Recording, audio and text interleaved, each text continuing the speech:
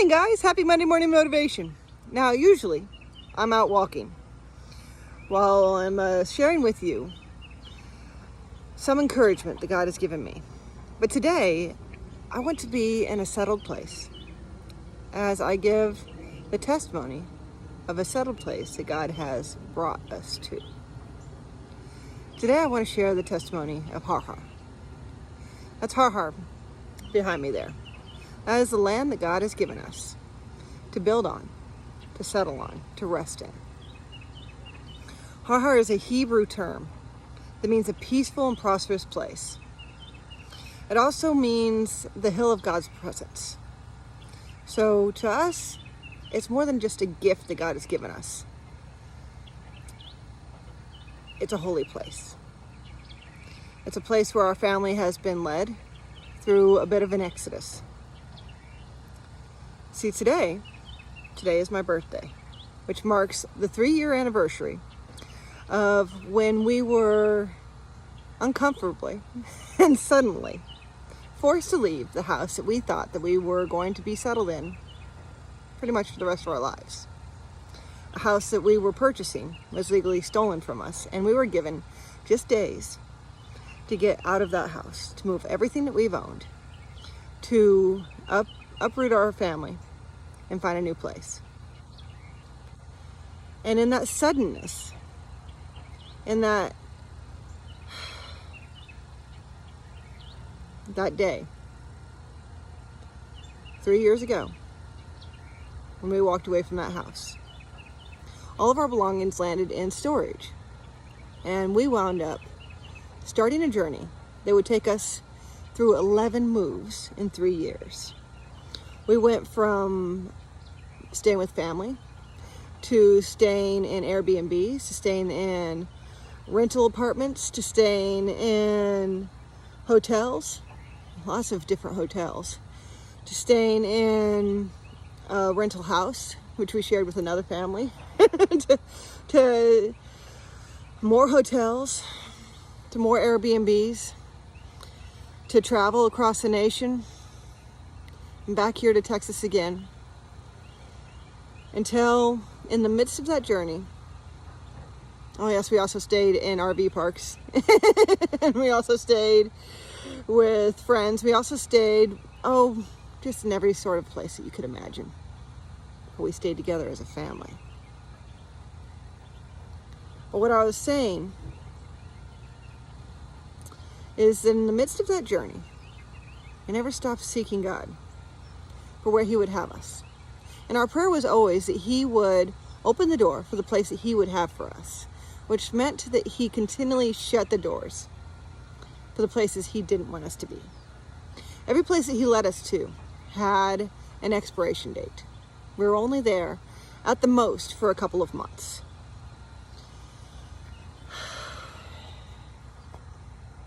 And as we stayed mobile in that exodus, we learned that our stabilizing factor was our faith, was our family, was our dependency on God. And as we learned to depend on God, we learned to hear His voice clearly. Until one day,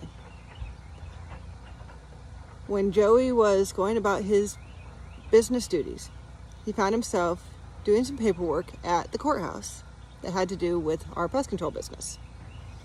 And there at the courthouse, they had notifications posted for an auction that was coming up. And God spoke. Isn't it wonderful when God speaks? And Joey had his Rhema word that we were to pursue buying land at auction. So we went to that auction. But nothing that was being auctioned set right. So we went to another auction. Now at that auction, there was a property that we had hoped for, but it was taken off the block before the auction began. So nothing was bought. So we went to another auction. At that auction, the property that we wanted sold to somebody else. But we continued. We continued pursuing. We knew that we needed to stay faithful in the things that God had told us. And God had told Joey to pursue those. So when another auction came up, this time, having gone to the other auctions, we knew the process a little bit better. And this time we went and looked at the property that we had felt drawn to. We walked on it and prayed over it together. And we felt like this was a good thing.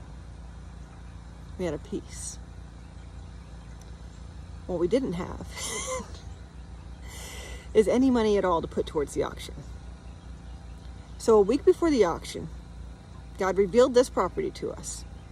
Revealed to us that it was a good deal. It was a good thing, that we were to pursue it.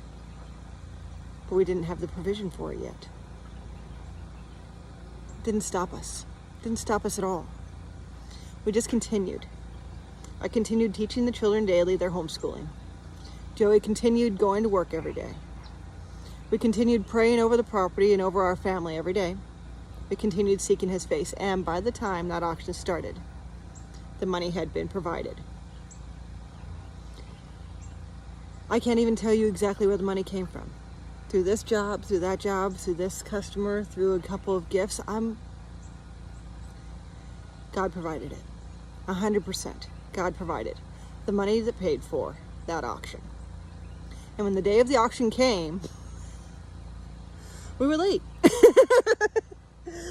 Another job had come up that Joey needed to go to, and we wound up having to go take care of a customer the day of the auction, and we showed up late. Now, most auctions are closed the moment they begin, but this auction, this auction was being hosted by a constable that was doing his first auction ever, so he wanted to take it slow. And he was still introducing himself when we got there, which meant that we were still able to register, get our auction paperwork taken care of, and participate. And when this land came up, we were the only ones who bid on it. The only ones. Which means that we bought this property at the lowest possible price at the opening bid, with money that God had provided. But when we bought this property, it looked like this.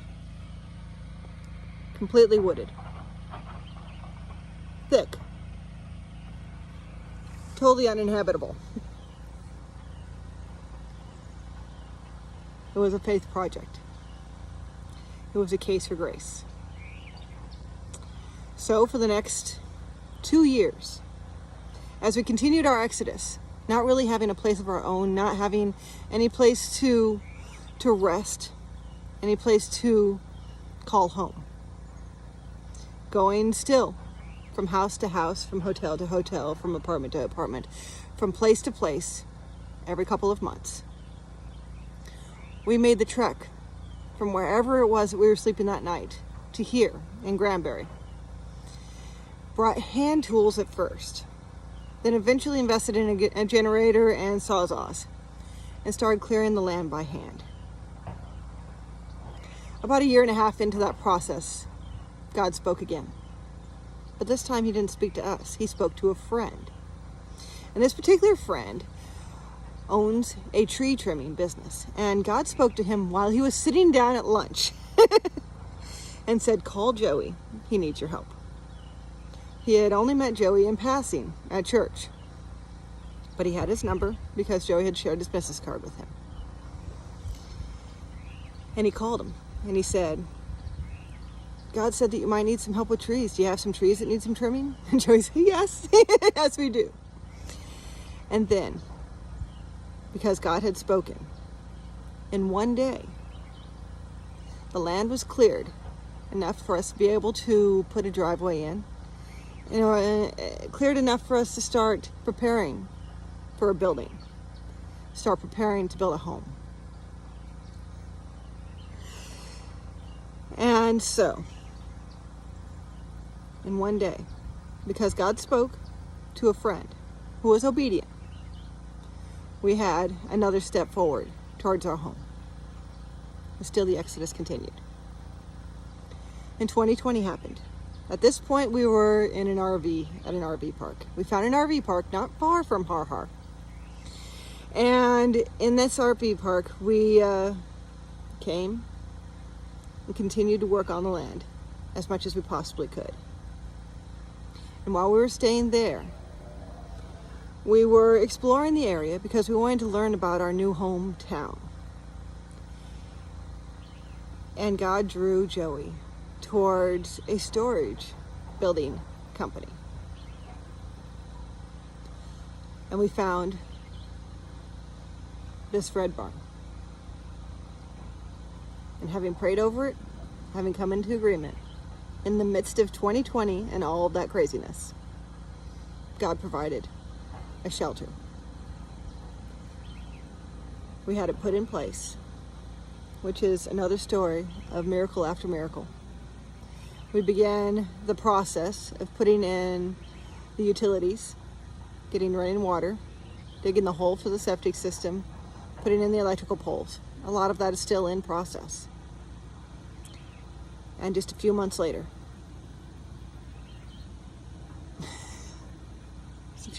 after many more processes, after many more hiccups, if you will, before the property was ready to be moved into,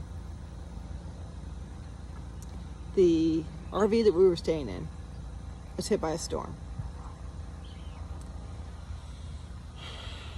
And it was destroyed. And so here we were,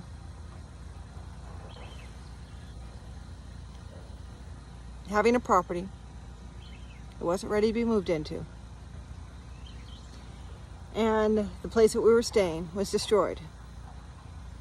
So we found ourselves at a rental house. And the storm that destroyed our house weakened a friend's house. So when Snowmageddon, the snow that hit Texas happened, their house burnt because of an electrical shortage that happened when the electrical spikes happened. So they needed a place. Well, we were in a rental house that had been provided for through a friend because of church. And so we were staying in this house with another family, rather large family,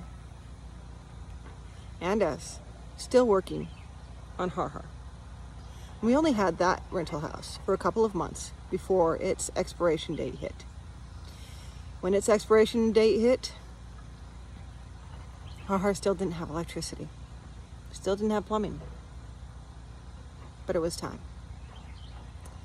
And so we're here, in our home, settled, living with a generator that's provided plenty of electricity. So God's provided in an unusual way again. And enjoying the peace that is HarHar. The process isn't over yet. We're not done building. We're going to be adding on. We're going to be perfecting this gift that God has given us. We're going to be maintaining. We're going to be developing. But that's the testimony so far.